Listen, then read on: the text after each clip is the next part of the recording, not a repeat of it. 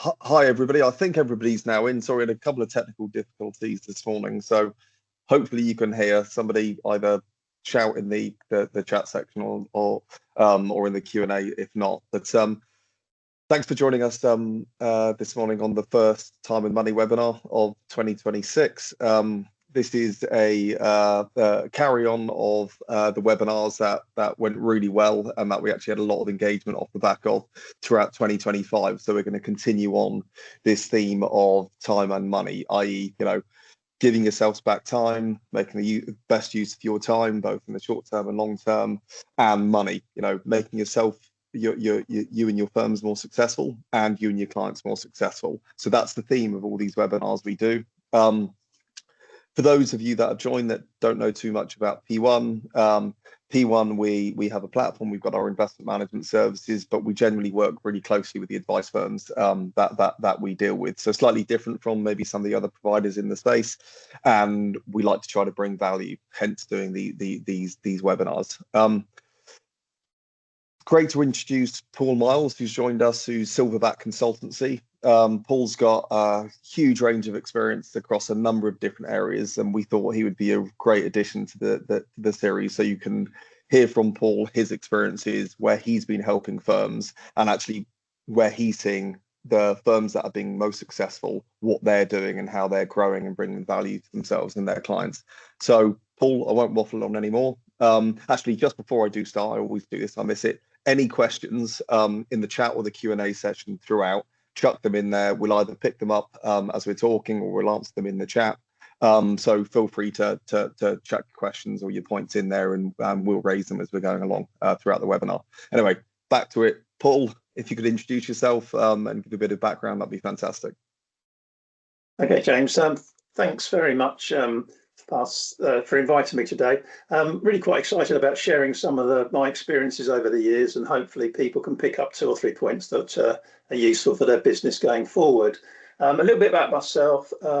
I started by saying I'm over 50 years in the industry, and James, you say you don't look like you could have 50 years in the industry, okay? But I have, and I wonder sometimes actually whether I just should say 40 years or 30 years or 20 years, because it's all of a correct answer, it's just not the right number. Yep. Just from an experience point of view. And I during my time in the industry, I started off in a life and pensions company. And when I think back at that time, that's where a lot of people came from. So that was our first introduction into the industry.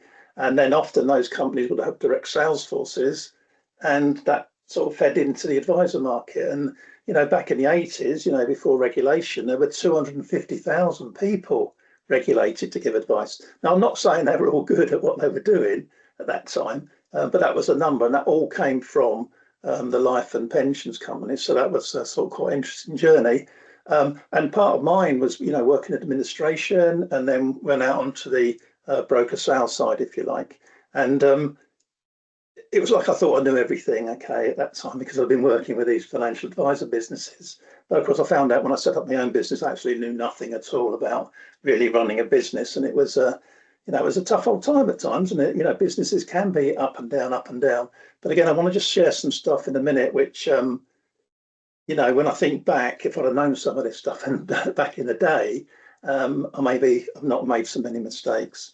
And then, so after the life and company,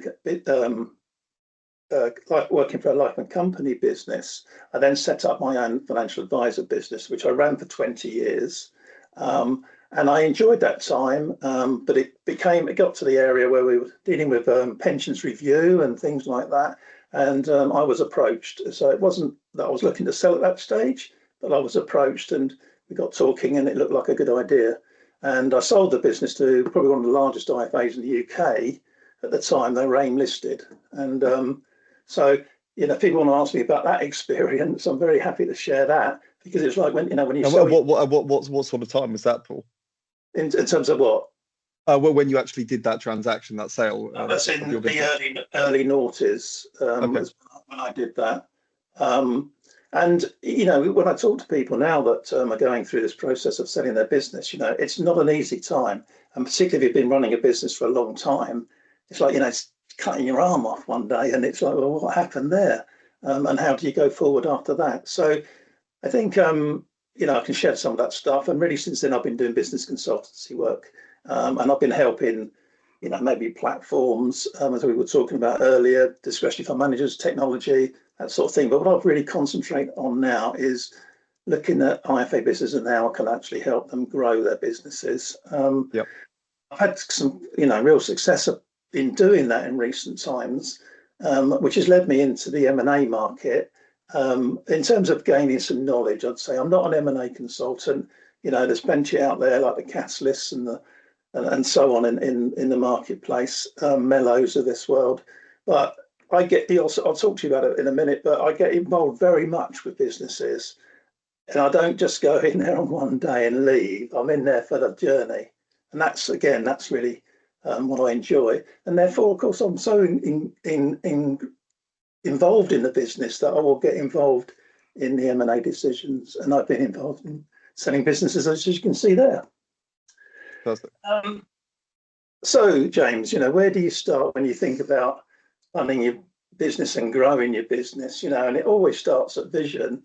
And again, a lot of stuff I'm going to talk about is very simple, but simple is very powerful at times. So, and breaking it down into a simple model is important, because generally speaking, our businesses in our industry are complicated, aren't they? They're sort of partly complicated because of the regulation, but technology plays a big part in that. And we've seen these sort of spider webs of all the technology we've had in our industry. But in the financial advisor market, that started back in the early 80s. So it's not new. And all we've done as an industry in the main is just added bits to it, haven't we, all the time, and even the product providers have done a bit of that by buying other businesses. It's like in Aviva, for example, you've got lots of businesses within that, and they've still got their old offices that they bought maybe 20 years ago. And you wonder about the technology, and therefore you wonder about the efficiencies of some of these businesses because of that. So, so when I talk about vision, I often say to the owner of the business, have you got a vision? And he says, of course I've got a vision. And I said, well, have you shared that with everybody? He said, yeah, of course I have. And I say, when did you do that? Or how often do you do that? Well, I do it at the beginning of every year. So I tell people what our vision is. I was okay, so if I go and see James over there, will he know what your vision is then? Because you told him at the beginning of the year. He said he better do. So I said, okay, I'll go and ask him. And he said, no, you've made your point. Don't bother going and asking him. He probably won't remember. And I say, well, that's the point, isn't it? That, if you have a vision, you must share it with everybody. So you think that's the starting point? You've got to have a clear vision and then communicate that vision to everybody in the team.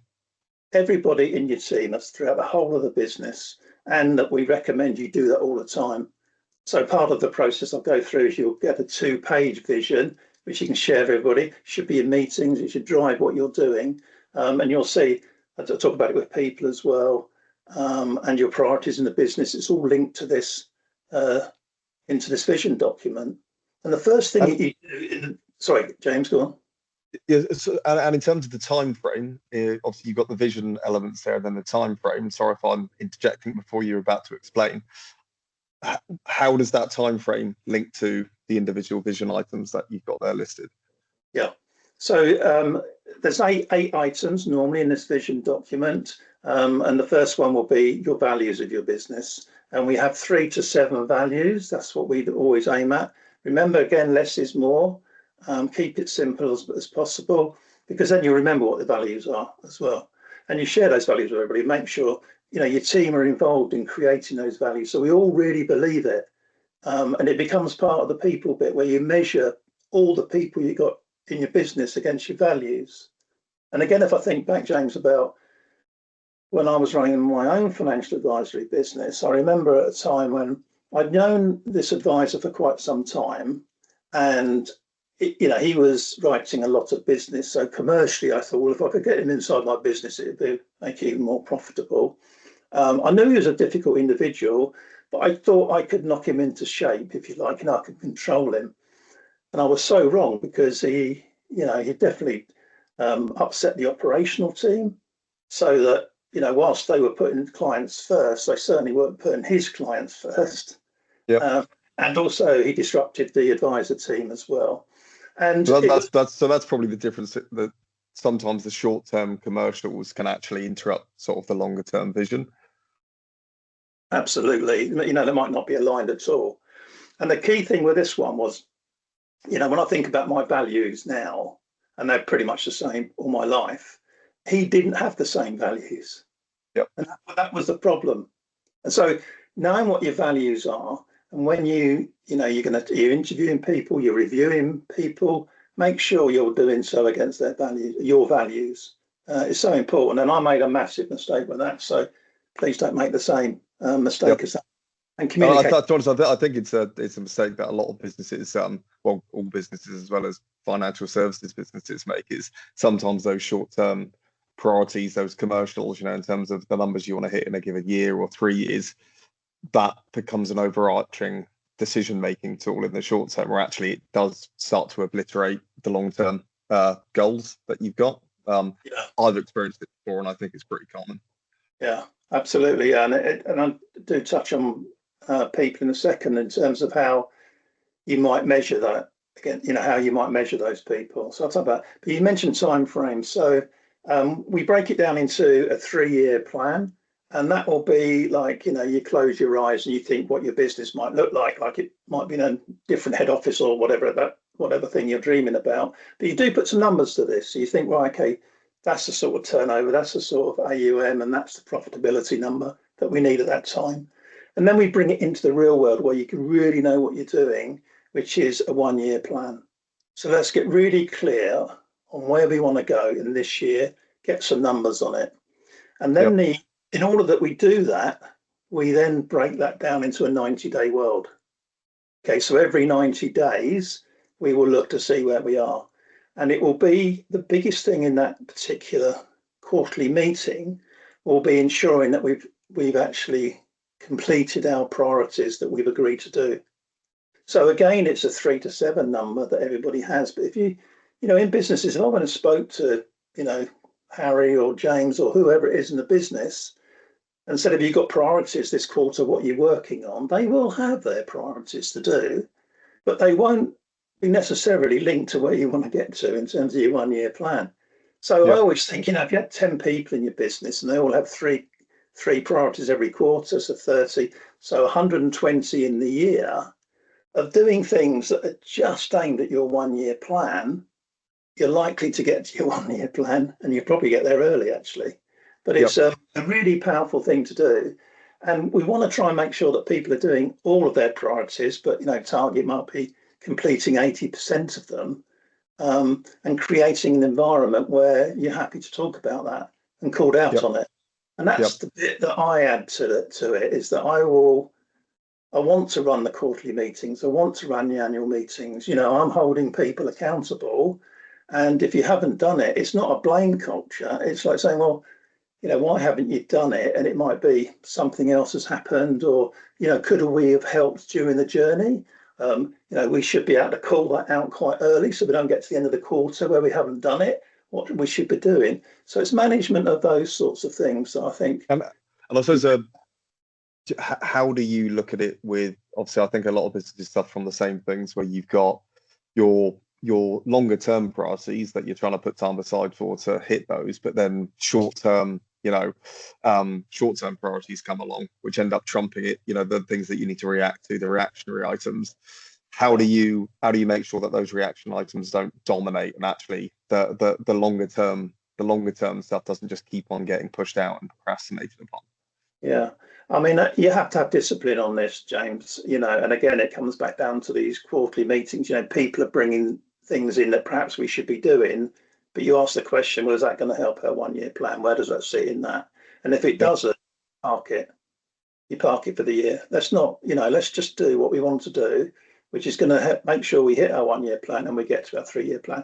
Obviously, if it's a massive opportunity and we can change, then, you're going to make a decision about it as a leadership team. But in the main, most of these things that pop up, or they've been to a webinar like this and they get an idea and they bring it back to the office, it's like, well, should we be doing that now, or should we be delaying that? So I think it's discipline. And again, the thing that I do, James, is, I want to be there quarterly. and we'll make sure it doesn't affect the business. And a question, Paul, just sort of going back to the start, vision, I suppose, do you come across businesses where the vision isn't that clear or it's not being noted down?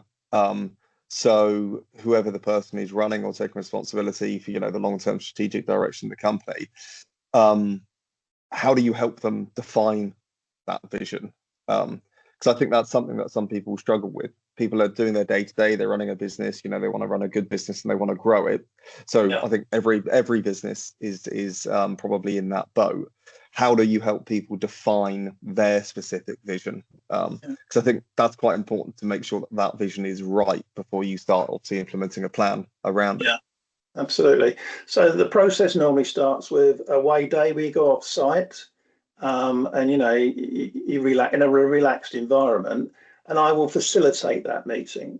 So people will say to me, well, what should we put in there for the values? Well, I'm trying to get that out of them. What is your value? Integrity is obviously one of the things that comes up, and trust and all that sort of thing. Well, let's get them out there. How we're going to describe them, how we're going to share them with not only our team, but with our, any clients we share them with any professional connections or anybody that's referring business to. Let's make sure everybody understands what our values are and the sort of people we want to deal with. And quite frankly, James, I know what my values are, and I don't do business with people that haven't got the same. It's really important. I can't emphasize how important that is. But it is up to the business to define their values. I will help facilitate that. But at the end of the day, it's their business. I mean, some people say, oh, come on, Paul, you tell us what it should be. And I go, no, it's not my business, it's yours. I'll help you in the discussion to get to what it is. But let's be just very clear on it, and it's your values. Let's measure everything we do against those values.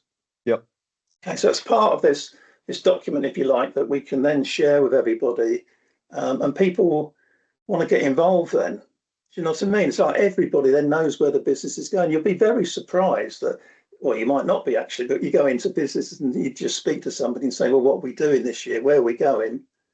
And you think, well, if you haven't got a plan and you want to go to Manchester, you might well end up in Edinburgh. So as nice as Edinburgh is, and they've even got a good football team up there now, you don't want to be in Edinburgh, you want to be in Manchester. That's where we're going. So that's the first part. And I think this is, the next part is this accountability thing, which I've touched on, which I think is the magic in it. It's the magic of what I do. So there are consultants that will talk about similar things to me, but they'll give you a bit of paper, if you like, or a document at the end of it and say, right, that's been fantastic, get on with that. And I think, well, okay, but I just see a lot of businesses that have got good documents like that. And I'll say, well, what have you done about it? Well, we sort of started, but we've gone back to what we were doing and what we knew. And I say, well, that's the point. That's where I can add some value by holding people accountable. And I talk about that a lot. And you think about accountability generally, it'd be nice if the government were accountability, if you like. It's a simple thing like that, isn't it, though? And so, I may be a board advisor, I may be a mentor to the board. I'm quite happy to do anything like that. But I do like the role of board advisor, particularly because I can be an outsider, if you like, at board meetings. I can facilitate these quarterlies, get this annual, we review the whole thing, let's go again for the next year. I suppose accountability links to sort of clarity and belief in the vision, right? Because if people what I found personally, people aren't that willing to be that accountable if they don't believe in what they're being accountable for and they don't know how it's being measured. So I think for me, those two things are intrinsically linked. You can't have accountability without the first two. Absolutely, and the measurement is, as you say, is a big thing in that. And once you've got, to go back to the vision. Once you've got the vision and everybody's got it, everybody wants to know what they're contributing to it. So it is that measurement. Everybody wants a number. Now, why haven't I got a number? Why aren't I helping to get to that? And people say to me, people don't want numbers. I'll say they do when they know what you're doing, what you're going. They will want a number, definitely. So I agree. And it is that accountability, to everybody. Are you throughout the whole business? You just push this down. You may start with a leadership team if you've got a big enough business, and then you push it down. and make sure everybody's working in the same way. They've all got priorities. They're all measuring people against your values and so on. And what's KISS? That's not a KISS. Yeah. What is KISS? Keep it simple, stupid.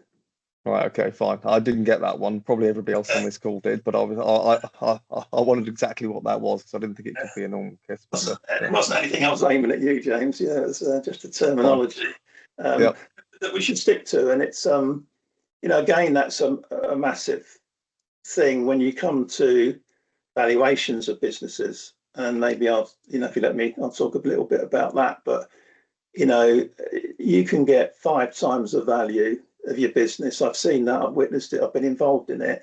If you change and you simplify it, but you can't simplify it overnight. People get frightened of that. But I think if you know what your 3-year plan is, then you can perhaps think about technology. What platform do I want to put in my business? Is it P1? Will it make a difference? Will it help me get to that 3-year plan? Yes. Right. Well, we've got all these 10 platforms over here. What are we going to do with it? Because that just this whole thing. I wouldn't want to buy a business that's got 10 platforms, DFMs all over the place. I'll just get it simple and we can move the business and we give you a better value for it. Yep. And in terms of tracking, then, I mean, how many have you got? Is there a particular number of things you should be tracking in terms of keep it simple, stupid? How many things should you be tracking? Obviously, you can track a huge amount of things that could make it less impactful. So, yeah, is there a number that you should be in terms of the total number? James, there's a number for different businesses, but I think you can look across your whole business and apply the keep it simple, stupid thing. And then, if I'm a board advisor and I'm running the quarterly meetings, that's where I'm going to keep it on track for you. And we want to be clear, we want to know what our 1-year plan is. And, I can't keep saying the same things over and over more, but it just works if you do it. And nothing I'm saying is new. It's just people don't apply it. They just allow things to get more complicated, And can you give some examples of the sort of the things that people are tracking that you've seen being successful? Both quantitative and qualitative things that they're tracking. Yeah, well, keeping it in your area, it's this whole platform thing. So, you have this discussion about independent and restricted. Well, quite frankly, everybody's restricted. They're not whole of market, and sort of get over it. And and even there's restricted models that I've seen. I call them bespoke restricted because they might be, restricted in terms of the CIP. Although even some of those now are saying, well, that's your client's better off. You're not moving into our CIP, which is the right thing to do. But they might have one platform and they go down that route. But the whole restricted independent thing is just a complete waste of time. I wish they got rid of the terminology for it. But people, they seem to think or have thought over the years that, and regulators to a certain extent, that you've got to have a number of platforms to be independent. Well, that's just rubbish. There's one firm I worked with where we just got it down to one platform. That was, when I started working with them, they had 10 different platforms. But, I'm saying, well, why is that? It's just creating risks in your business. That's for a start. And, they've all got the same wrappers now. A lot of the charges are the same. Okay, you've got to negotiate perhaps on the bit charge for the platform. But you're not calling platforms generic, are you, Paul? Well, for me, platforms have always been a piece of technology. And I'm thinking, well, why really is a regulator regulating that so tightly, and why do we think it's independent to have 10 of them? I don't know how many platforms there are in the market now. 40, are there? Something like that, maybe more. So in terms of going back to the tracking point, in terms of in the advice business, are there some common things that you think should be being tracked, or that you've seen if they are being tracked and reported on and people are being accountable for, that's been a driver of their success in terms of growth or value, whatever success means to them? I suppose one example I could give is, at the top of my head, is profitability. So one firm I was working with, well, we want to increase profitability. So how do we do that? Well, it doesn't necessarily mean we get more clients. We might actually have less clients and be more profitable. And the first place we started with there was segmentation. So then we had a plan in place to change the segmentation. Now, if you've got some clients that you're not making profit from, And within the vision document, we've created our core focus. We know what our clients should look like. And again, we communicate that with everybody that we deal with, apart from clients maybe. But so we know what our client segmentation is. And there's a number of clients here we shouldn't be dealing with, which we don't make any money out of. So, extracting them from the business. And, I've worked with businesses which have sold those, because there are businesses now that will buy those off you. Or we've just transitioned them to another financial advisory business, and we've helped that transition, if you like. Yep. So that would be something we would be tracking all the time. How far are we getting along? Because, at the end of the year, we want to make this number as a profitability number.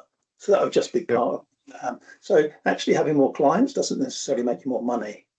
And then you think, well, actually, in our industry, perhaps there's pressure on price, right, at the moment. So if that price is driven down, then you need to become more efficient in order to perhaps be doing the same amount of business and be just as profitable.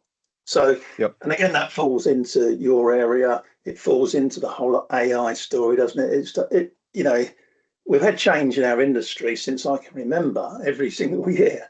But this year feels like this is a big, deep breath year. And you start thinking, well, where do I want my business to be? Because if you and I set up a business today, James, I wouldn't be thinking about a business that, they start in technology terms, started 40 years ago, 30 years ago, 20 years ago. Why would I put that at the heart of my business? That's not what businesses look like going forward. And a lot of the business models that you see in terms of how financial advisor businesses do their work is the same as they did 40, 50 years ago, really. And, and even a firm I was talking to yesterday, we were talking about their fee income and how they charge fees, and they do have a tiered bit to it, so it does change slightly. But I said, so actually it's 3% upfront and it's 1% a year. I think, oh, that's what we had in the 90s, So well before RDR, and it's just the same. It maybe look different, but it is exactly the same. So, and I think in my own IFA business, I started charging fees in 1994. So people start talking about the fees is quite recent. No, it's not necessarily for all businesses. Well, actually, just out of interest for people, how did that work at that point in time in terms of charging advisor fees? Obviously, most people utilize platforms to facilitate the payment of advisor fees, etc. But obviously, that there weren't any platforms back all that time ago in the 90s. How did you work at that time? Well, it was products obviously driven at that stage, James. So we could just, we could say, well, the cost of this particular piece of work is this, and then you either pay us a check or we take commission on a particular product. Right. So, we were happy for people to write a check out. And I think, I think the regulator really would prefer that, to be honest, even now, that people wrote checks out, but it's not an easy thing to do, maybe. And I think, when you start working with a financial advisor, you're trying to build trust. That's the first thing. And then secondly, what's the value of that person? And I know a lot of people talk about, well, we do that, okay. So, but they don't know really what the value is, and I think sometimes we're going to charge 3-4 grand up front, 5 grand up front, whatever it is. And you think, well, for somebody earning, say, £100,000 a year, net £60,000, you're saying £5,000 up something, he doesn't really understand, or she doesn't really understand what you're doing, because they don't. Clients, pay attention to it, but financial services, believe you me, is the most boring subject in the world to the rest of the world out there, until something goes wrong or we get to retirement, whatever. But up front, building up, it's boring. I just want it nowadays. I just want it on an app. I want to see it. The banks have driven the whole app thing, haven't they, in financial services? And actually, I think they do a very good job. But we've got to get there as well. We've got to make it easy for people to deal with us. And it's changing, isn't it? We even think about my mother, who's 91 years old. She's shopping away on Amazon, and if she gets anything, well, she wonders, well, why isn't that online now? Why can't I get an app for that? So it's not it's not necessarily a generational thing, I think. People say, oh, the older generation, no idea. Well, I consider, probably a lot of people consider me being old now because I'm 70. But But don't call me old. I mean, I want to keep up the speed. I'm trying to keep up the speed of AI and where it's going, and so on and so. And I'm really excited about that because Yep. I don't know where we're going with it totally, but it could do so much, and it should be Yep. part of you should be trialing it and getting involved because the clients will be doing it. Your report that you send them, probably end up in chat GPT, but it maybe shouldn't, but it will, or it'll be in some sort of AI where they're just checking to make sure you've given them the right advice. So they're using Yep. it, so why shouldn't you be using it? And this whole note-taking thing and putting a speaker in the meeting, again, I get two sides to that. Well, my clients just don't like it, or my clients love it, or they thought I should have been doing it for years. And the regulator likes it because, from a consumer duty point of view, you can never argue about the advice that was given because it's all been recorded and translated. So, Yep, absolutely. So we've done accountability to death. Can we move into people, which I think is the next bit? And Jim Collins, Good to Great book, has been around for a long time, but it's a really good book to read. And he talks about, to have a great business, you've got to have great people. And so don't have it, if you start on this journey and we're going to measure people against your values, and if there's anybody that hasn't got your values, then, and you can't change them, you should exit them, right? Really, to be honest, they're not going to be in a future plan, the business. We need good people. So how do we get these right people on the right seats? And we introduced this we call it people analyzer. So you just measure everybody against that. So you sort of list your values, if you like, at the top and the person's name, and you go across and you decide plus, minus, plus being they demonstrate it all the time, plus, minus sometimes, minus never. And you mark everybody across that and you decide what your benchmark is. And it's a very easy thing to do. And is that across the team in terms of right from junior people right up to most senior people? Everybody. Absolutely everybody in a leadership team as well should be measured against this. Is there not an argument that there's some people in a business that they're just very good at doing a particular job, and actually they want to come to work, they want to do a very good job doing what they're doing, but actually they're not really interested in the wider business as long as they feel safe and that they're appreciated for the good job they're doing? It's still important to do that on those types of people as well? Absolutely, because in that case, I gave you earlier on about that advisor that joined me. You'd probably say he was in the right seat, but he certainly wasn't the right person. Yep. Yeah, so I think both parts are very important. Are they the right person and is in the right seat? And in terms of the right seat, one of the things that I do is introduce something called an accountability chart, not an org chart, it's an accountability chart. So you and I would stand back and say, right, we want to move this business forward. What structure should we have for that?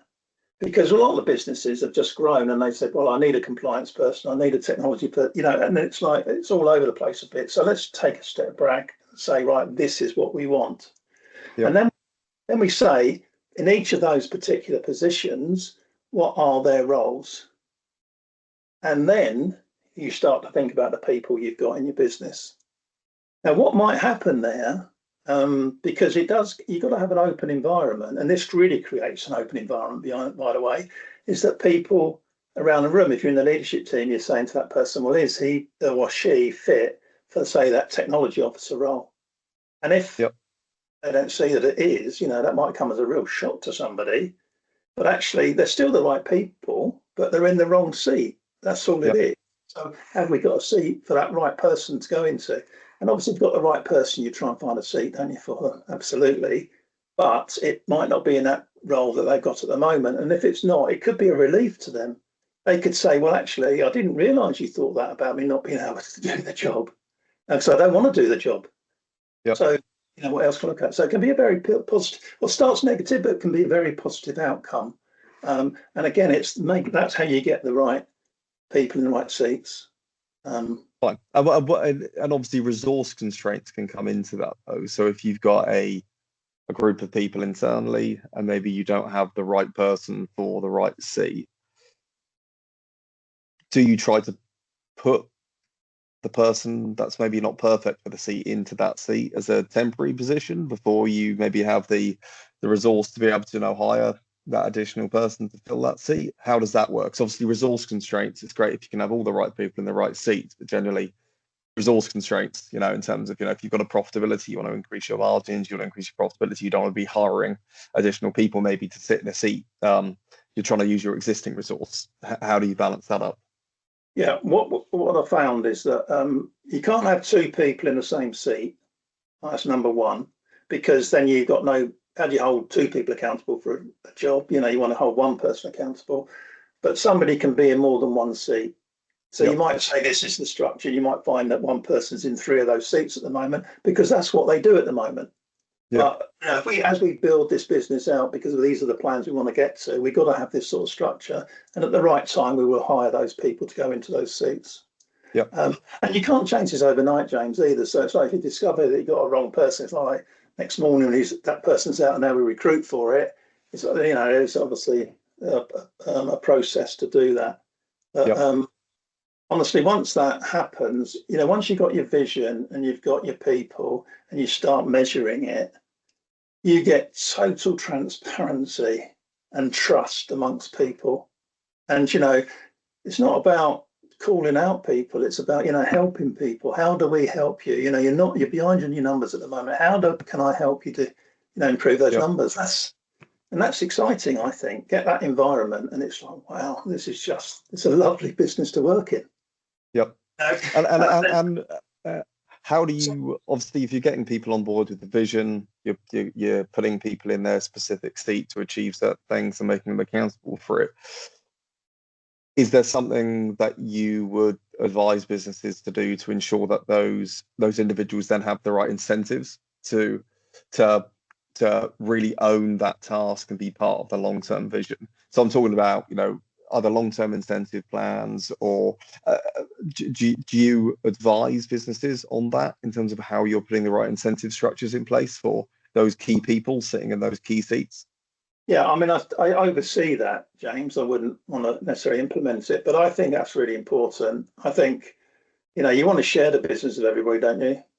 I mean, I've recently a business sold, and there was a single owner. They owned 100%, and they had 25 people in the business, and they had the right values, no doubt about it, and did the right thing, and that he shared it with everybody at the end, even though they weren't shareholders. That's what he did, because everybody in the team had helped him achieve what he's achieved, and he'd worked with them for 20, 25 years, 30 years in some cases. So they've got a lot. So that's obviously a team where you got a lot of trust. A lot that people had trust, and there was, and obviously that was then reciprocated, and the guy did the right thing, or the lady did the right thing. But if you're sort of at an earlier stage in the journey, and actually, you're building a new team that you don't necessarily have that long-term trust established yet, have you seen the right incentive packages put together in businesses? I suppose, what have you seen work? In terms of making sure you've got that share ownership is the biggest one for me. That when I see businesses, and it doesn't matter what level it is, there is a certain amount of share options set aside for that person. And again, I think it's a good thing to bring up, actually, James, because again, once you put the other three things in place and you've got that total trust, everybody wants to be part of it. So I'm going to help you achieve our 1 year plan, because it's now our 1 year plan. But what's the long-term incentive for me? I want to be in line with you. Not saying share, but I want some shares. And that actually, when I go back, that's why I started a financial advisor business, because the life and pension company that I was working with got sold, and then I got some cash because I had some share options, and it enabled me to set up another business. Which was. And I think I become an entrepreneur at that stage, doing that. And it was hard, but, I stuck at it and I got there. So, does that answer you? I think it possibly does. Or roundabout. Yeah, absolutely. Yeah. And then, so we talked about measurement anyway. Everybody does want a number. And, people say to me, oh, no, they don't. Well, they do. They will do. Someone sat there and I've got a number and everybody's getting excited about this vision. So what do you mean there? What they want a number? What specifically do you mean there, Paul? Well, the obvious thing, if I can just stick to advisors, is what is the number that they're trying to achieve in the quarter. But someone, in operations, say, it'd be number of errors, how quickly you're processing stuff, or even how quickly people are answering the phone. We answer the phone in 2 minutes. That's Yeah. the So the individual's going to be measured against. So that's what you mean by give everybody wants a number. Yeah. Absolutely, yeah. And again, as I say, I can't emphasize enough how much transparency and team spirit you'll get out of doing those three things. It's really, really, really powerful. And if I can help facilitate it, it's really enjoyable for me. That's one of the how do you balance for the thing about giving somebody a number between giving them something that is, I suppose, achievable, which if somebody can achieve something that motivates them to do better and to do better in the next quarter, if that's the street period you're measuring against you're wanting to stretch people, but if you try to stretch it too far, that actually can potentially become demotivating if they can't hit the number they're being given. So how do you balance that, or what have you seen sort of as good and bad practice in terms of determining the number? Yeah. Well, again, we apply SMART to everything that we do. So, specific, measurable, achievable, and so on, realistic, is it in the right time frame? So if you SMART every single goal or objective that you set somebody, it should be fair. Yeah.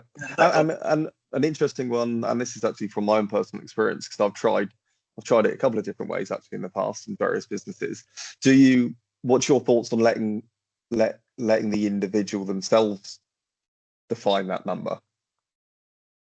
I've seen in advisory businesses, or within actually product providers, where they've let that just, you trust somebody to put a professional number on it, and that's what they can achieve in a year, and that's fine.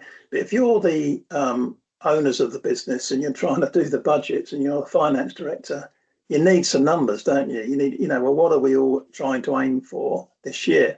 Now, some will hit it, over hits it, some will under hits it. But if you write it down and we know what we're doing, we'll probably do it. It's like we don't know what people are doing and we don't know what their numbers are. And, you just got to be realistic, haven't you, James, about the numbers that you get. You want to push people to a certain amount, but actually you need to be realistic about it. Are they able to achieve that? Have they got... Well, personally, the approach that I've taken, that I quite like the approach of, is letting the individual themselves determine the number. To be honest, generally what I found is people actually go with a higher number or a better number than I would have actually given them.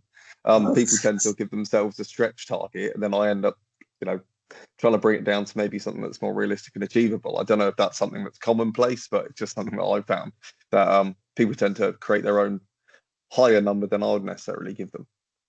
I think that's what happens at the beginning of the process, maybe the first year or whatever, because particularly if, you're the CEO and you're asking somebody for a number, they're going to want to go, well, my number's really big, isn't it? It's that sort of attitude that, well, I wonder what they're looking for. What do they wish on? Okay, this is like double my business this year, but I can do that. But you don't really want that. And I think, your way of doing it is bringing it down and being more realistic, will make them feel better as well about doing that. So I think we're on the same page, James. Really, you're looking, for people to have input to it, sure. And what does that mean to the business? And is that the right thing? And we're going to hit our 1 year plan. You're bringing it all in together. I think it's a very grown up way of doing it to people, to be honest. So Q&A, but I just thought before we sort of open that up, I gave the example early on about achieving 5 times the value of where your business is today. And I've actually experienced this where, you've got a really complicated business, a bit like I said, where everything's all over the place, not really good processes, advisors doing what they want, loads of platforms, loads of investment propositions and so on. So one, where, we segmented clients, we had one platform, one CIP, we knew what we were doing, really efficient. About 25% of the staff and advisors that in the other business. And so the business that had all that complications got £12 million for their business, because they had about 800 million of AUM, just to sort of put it into perspective. The other company had the same number and they got 55 million. Right. So I can't, kiss for you. And is that because of sort of just higher EBITDA, or was there something else to that difference in valuation? Interestingly, they both had EBITDA, but one was much higher than the other. The simplification one was much higher, and that's absolutely right. So, profitability again, is really important to us to get that number up. But it was like the first factor. People look at your EBITDA before they look at your turnover. So be aware of that, I think, if you're thinking about selling a business or look into it in the future. But if you're going to buy a business, right? If you and I were going to go and buy a business today, would we really be interested in that complicated business? It's going to take us ages to sort it out. Now, that business, what they should have done was just deferred their sale time. Interestingly, they took a number of years to sell their business. But if they'd have spent those years on trying to simplify it, we could have made a really big difference to that outcome. So absolutely. I think what I'm talking about is, what do you think about five times the value of your business just by applying some simple things and operating your body? I don't mean operations, I mean operating your whole business in a certain way and get it all in. I couldn't agree more about that. I think having simplicity is sort of a beautiful thing to be able to achieve in a business. It's actually having a simple business and keeping things simple is actually quite difficult, and you need to work on it, because it's very easy to go down different routes over time, different types of technology, different people you're working with, and you end up expanding out into this sort of behemoth of sort of both commercial activities and marketing activities, sales activities, and you lose direction. So I think this thing about trying to keep on bringing the business back to simplicity, at least periodically, making sure you're focusing on that so you don't diverge too far away from that, I think is critical. And what you're doing is you're getting your business ready for exit, but you don't have to. Do you know what I mean? You'll create a much better business, much better place to work, much more profitable, and you could sell it if you wanted to. Now, you might start the journey, say, well, in 3 years, Paul, I want to sell the business. But when you get there, you might say, actually, this is a much more enjoyable environment. I'm less stressed. I've got more time, because, if you've got a power entrepreneurial person who's the owner and they're still writing income, how are you going to think about succession planning for that person? Because if that person has got real influence in the business, I'm going to be thinking, actually, I'm not going to pay them quite so much. So again, I think there's that old adage about if you've got the, if you're the main guy that's running the business, you need to sort of work on keeping things simple and pretty much making yourself redundant over time, which actually brings a lot of value. Yeah, exactly. So really, I think, I'm happy to take any questions, or if people want to pick up with me directly afterwards, any questions, I don't mind, right? Or talk about their business or any small part of it, whether we work together or we don't. I'm very happy to do that. And you've got a few things that you're going to share with us that we can send out afterwards, and obviously you've got your details up there, Paul. Yeah, of course. Have we got any questions, James, or do you want to? We don't have any questions in the chat or the Q&A at the moment. But to honest, what we generally found is a lot of people like to ask some questions directly at the end of things. So we'll obviously share Paul's details and some of the documents that Paul's mentioned previously throughout the webinar. I mean, Paul, is there any final things you wanted to leave? But obviously you've leaving us with some takeaways on the screen. Then, is there anything else you wanted to wrap up with? I think those three key things are really important, James. If you can think about that, and the accountability. I was thinking about whilst I was talking earlier on, actually, is that you don't necessarily have to wait for that. All right. So if you're starting a new business, I think it's quite good to try and seek out a mentor. And I've done that, or I am doing it actually, for a number of businesses as a mentor for a startup type business. And one business, they wrote to a number of people on LinkedIn saying, this is what I'm trying to do as a business, and I'm looking for people like this. and I got interviewed by them to see whether I was suitable to be a mentor. Yeah. But that was refreshing, actually. You know, I don't mind answering questions, and you know, I've got a lot of experience, and you know, what's the point of not sharing it, to be honest? And I'm quite happy to do so. And if I can't do something, I will. You know, I've got a big network around me, if you like, where I'm happy to introduce people across to different types of businesses where relevant, and they've got more expertise than I've got. So, yeah, so that accountability bit again, back down to that mentoring early on, and then if you're a slightly bigger business, you might want to think about having an NED board advisor type person to keep you accountable, keep you on track, sits in on board meetings, doesn't run board meetings, you do that, but sits in them and will hold you accountable. So massively important, and get the right people. You know, if you've got the wrong person in your business, you're going to suffer from it. It's going to cause you problems. You're not going to be a great business for it. And the earlier you change that, better it will be. Fantastic. Well, look, Paul, thanks for your time this morning, and yeah, thanks for sharing those different ideas. Obviously, we'll share some elements that you're going to give to us. We'll make sure everybody's got your contact details, and obviously you can ask Paul any questions directly, either using the email address and the number on screen, or going through his website, etc.